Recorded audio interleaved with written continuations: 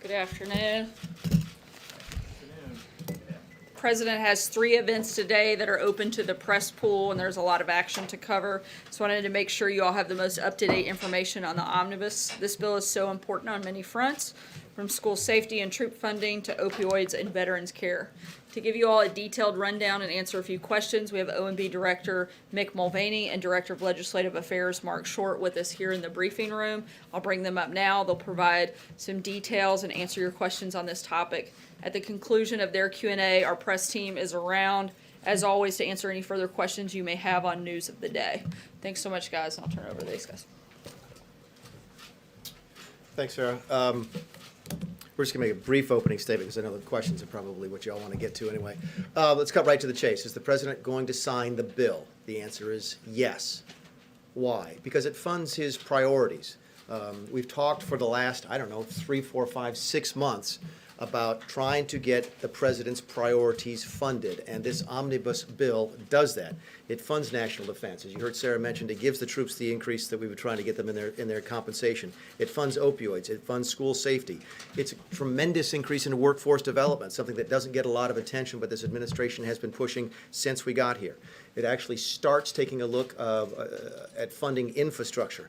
And it also does a lot of what we wanted, not everything we wanted, but a lot of what we wanted on immigration.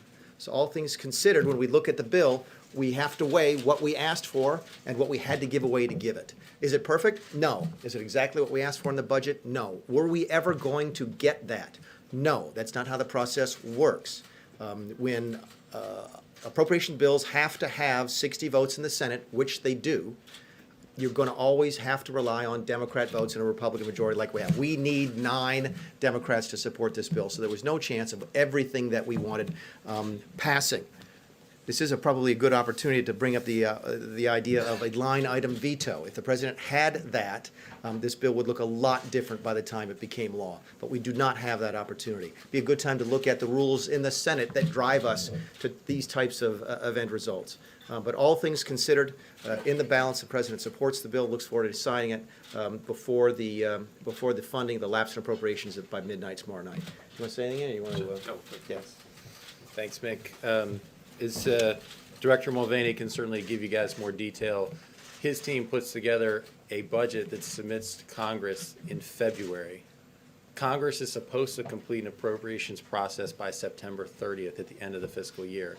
What we've endured since then is 6 continuing resolutions that Secretary Mattis has continued to tell us is debilitated in many cases what he needs to do. We have equipment that he is needing to repair that he would rather purchase new equipment. We have one of the greatest priorities here was to rebuild the military, and this bill will provide the largest year-over-year increase in defense spending since World War II. It'll be the largest increase for our men and women in uniform in salary in the last 10 years. Additionally, it provides, as we've talked about, one of our signature priorities regarding $1.6 billion for the wall. It also provides a 10% increase for ICE's budget, as well as a 12% increase for DHS overall. A couple additional things that we were pleased this bill, as you know, after the tragic school shootings, there are a couple of legislative matters that we'd asked the Congress to adopt. One was the Cornyn-Murphy bill, better known as Fix NICS, as well as the Stop School Violence Act, providing an additional $2 billion for school safety, focused on purchasing equipment and personnel. Both of those bills are included in the omnibus, which we're very pleased about. So as Mick outlined from the start, this process is one that certainly leaves a lot to be desired, and it's one in which the appropriations process in Congress has been broken now for 22 years. It's been 22 years since 1996 when actually an appropriations process worked and the president signed a bill. And instead, we've been left with continuing resolutions. That leaves us with, unfortunately, somewhat of a Hobbesian choice of, do you have a continuing resolution again, or do you actually begin to build the things that you laid out as priorities, including national security and border security? So we're pleased with that, and hence the president has agreed to support the bill. Director. So I heard from both of you a lot of talk about spending increases, defense, ICE, infrastructure. $1.3 trillion to get us to October. A lot about what is in here in terms of the money going out, but none of the fiscal responsibility. What happened to the Republican Party? The Republican Party now controls all branches of government. What happened to you? I mean, Director Well, Mulvaney, I mean, your own colleagues at the Freedom Caucus called this bill an insult to the American taxpayer. It's I know a so big... Mr. Acosta's not here today to ask that question. Do you really expect me to give you the same answer I gave Jim?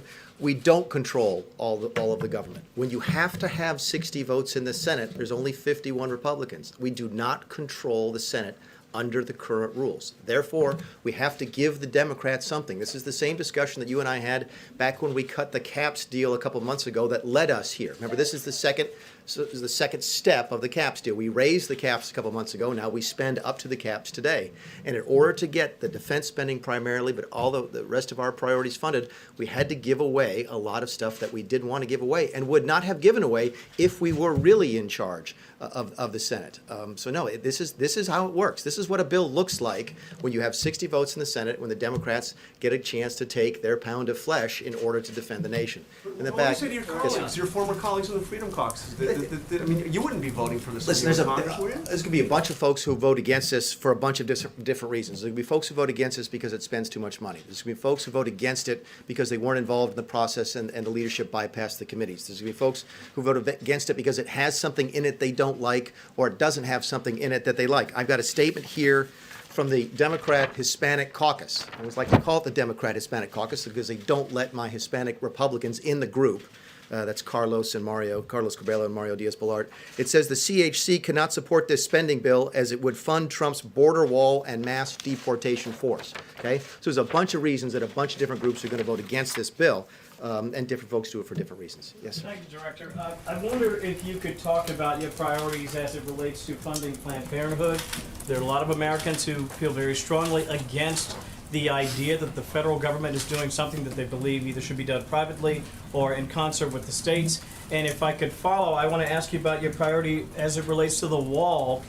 When people see the other numbers, the wall doesn't seem like it's as high a priority as perhaps many Trump voters might have anticipated. Can you address that? Sure, I'm sure Mick can add on the second one. But on the first one, I think this administration is very proud of our Stand for Life. From the very start, this administration has stood for life. In beginning with the Mexico City policy, having the first Vice President of the United States actually speak in person to the March for Life rally, the President addressed this year. I think that we've been very proud of that record. If you look at this legislation, it maintains every single pro-life protection in the Hyde language and Helms language to make sure that no taxpayer dollars are going to fund abortions. That is the truth in this bill. Regarding your second question on the border security, keep in mind this bill is for the next 6 months of this fiscal year.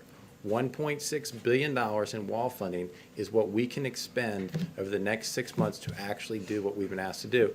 And as the director said, it actually ends up providing more miles in new construction than what we'd originally asked for. Let me go over the details on that if I can, because I don't think this has been accurately reported. I think the Washington Times has an article out this morning suggesting we change policy regarding asylum and a couple other things. Those are inaccurate, and the AP is reporting that we can't build any of the prototype wall. That's inaccurate. Here's the line-by-line breakdown on the $1.6 billion. Okay. We asked for 28 miles of levee wall in the Rio Grande Valley. We got 25 in this package. We asked for 32 miles of pedestrian wall in Rio Grande Valley. We only got 8 there. We asked for 14 miles in San Diego, okay, and we got all 14 miles. That includes building the new type of wall that the president actually visited last year, the steel bollard fence with the concrete across the top, all 14 miles funded in this bill. We didn't ask for any replacement barrier, and we got 63 miles in the bill. We got more money than we asked for in technology, more money we asked for in roads, more money than we asked for in facilities, air and marine assets, border patrol vehicles, boats, weapons, more money we asked for than we asked for in CBP hiring and retention, and exactly what we asked for in planning and design. Did we get everything that we wanted when it comes to immigration? Absolutely not. Did we get a DACA fix? No. And let's make it clear, the president wanted a DACA fix as part of this deal. He had offered a large package with a complete DACA fix in exchange for the entire wall. He offered a small package, 3 years worth of a DACA fix for 3 years worth of wall. The Democrats in the House and the Senate have made it clear they think they're winning in the courts and they do not want to fix this legislatively. We've reached out to them again and again to try and fix DACA. and they refused to engage on the topic. But on this, we ended up asking for 74 miles worth of wall. We get 110. Not exactly what we wanted, where we wanted. Congress chose to ignore some of the suggestions that the CBP made on where the best kind of wall should go, and that's unfortunate. And there's some other things we asked for that we did not get. There's some limitations on DHS that Congress put in the bill that we don't particularly care for. But generally speaking, we think this is a really, really good immigration package. One of the reasons the Democrat Hispanic Caucus probably doesn't like it very much. The gentleman in the back, and then we'll go there and then there. Yes, sir. If you put on the 14 miles of San Diego, is that replacing something that's already there, adding to it as a second? Because I'm trying to understand how it is that in San Diego you don't have any type of wall at all. Yeah, well, in San Diego, it's a secondary wall. So I don't know if have you ever been to the border in San Diego? So there's the wall right on the border, and then there's a secondary wall. There's a two-wall system with some roads on both sides, and this is the secondary wall, which would be another wall behind the first one, and it's the prototype. That's again, I don't know how to describe it. I don't know if it has a name, but it's the bollard wall, the steel wall with the concrete across the top with a rounded covering in order to prevent grappling hooks to go over. On February 12th, when you came in here, you said that really the only way to get a serious wall was if you got a DACA deal. Yeah. Is that still stand? I mean, Yeah, listen, we got 110 miles. We need 10 times that. I mean, we want the whole wall funded. You've heard the president say he wants $25 billion to finish the wall, and we would love to have that. I think what I said in February stands today, which is the Congress will not give us that without a DACA fix, an immigration reform. And we want that, but they refuse to do it. Just a little more clarity on that piece, because I think it's somewhat been underreported as far as the president's commitment here. What was well covered, obviously, was the battle on the DACA fix earlier this winter. As part of the omnibus, the president put forward, said if we're not going to be able to do the things that we want for larger immigration reform on chain migration and diversity lottery, then what I would look to do is to protect those who are in this country working hard who have DACA permits. Will you partner with me in doing that and funding the wall? Democrats said no. We came back after multiple additional conversations to something the Democrats had asked for previously, which was, will you give us 3 years of wall funding to keep these people here and protected for the next 3 years? The Democrats said no. What is clear at this point is the Democrats do not want a solution to this. This is a political weapon that they appreciate. They want to use the permit holders as political pawns in their game. And the president has tried to fix this problem and to solve it and has offered multiple different proposals, yielding in many ways where we started. But it is absolutely clear that the Democrats do no longer want a legislative solution to DACA. But on that point, Democrats said they never were interested in a short-term, 2.5-year, 3-year deal for DACA recipients. Is that fair or not fair? We would be more than willing to negotiate on the terms of it as well. The Democrats have shut down each and every one of those conversations throughout the omnibus because they appreciate this as a political weapon. They do not want a solution to this problem. Gentleman here. One of the other items that you wanted regarding protecting immigration was some kind of limitation on spending for sanctuary cities.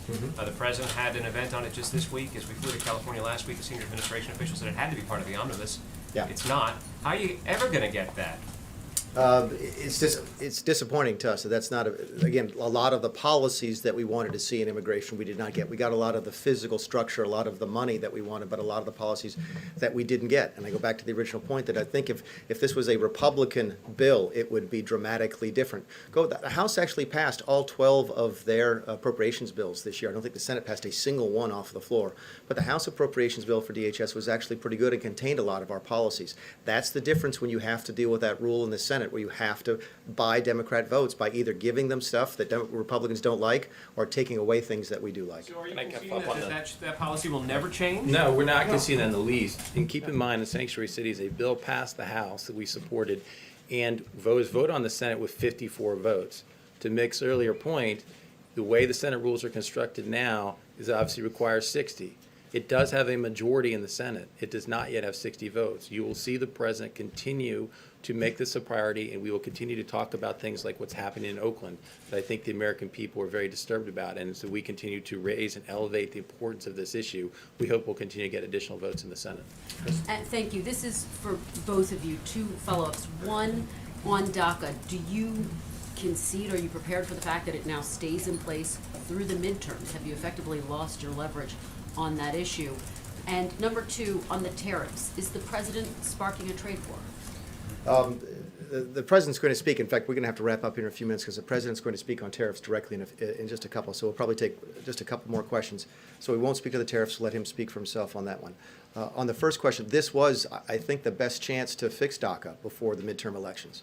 And like Mark said, the president has been actively engaged in trying to encourage a DACA solution, permanent, short-term, whatever, so that this uncertainty that's caused by the varying court decisions could be put to rest. But the Democrats, as he mentioned, they want this as a political issue. So it's staying in place because a number of the president's core supporters want to see DACA done with.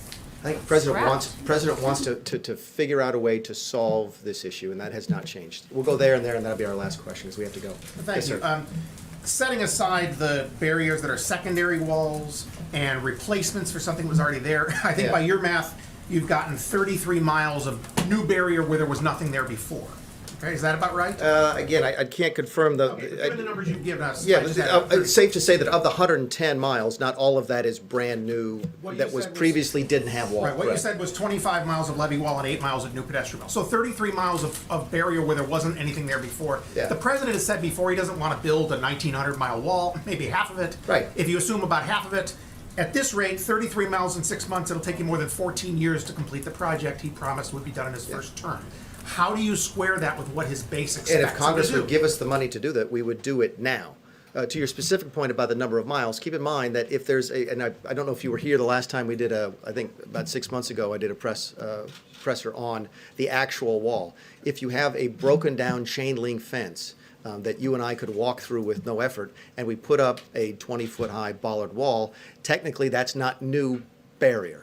Okay, but it is effectively a new barrier, so I don't think it's apples to apples when you say that there's only 33 miles of new material. But the bottom line is, if Congress will appropriate the money, we will build the wall today. What do you say to the president's supporters who say you guys didn't work hard enough to get that? I would ask you to also keep in mind that this funding is for the next 6 months. We're already halfway through this fiscal year. We will be beginning to submit, we've already submitted budgets for 2019, and Congress will be working on that immediately. So we certainly continue to ask for additional funding to continue the wall throughout this year. This is for 6 months because Congress has been unable to complete the appropriations process, which has left us in a position of having repeated continuing resolutions, which doesn't have the same funding for the wall. Two questions. One, first is for you, Director Mulvaney. To follow up on John's question, how would you have voted on this?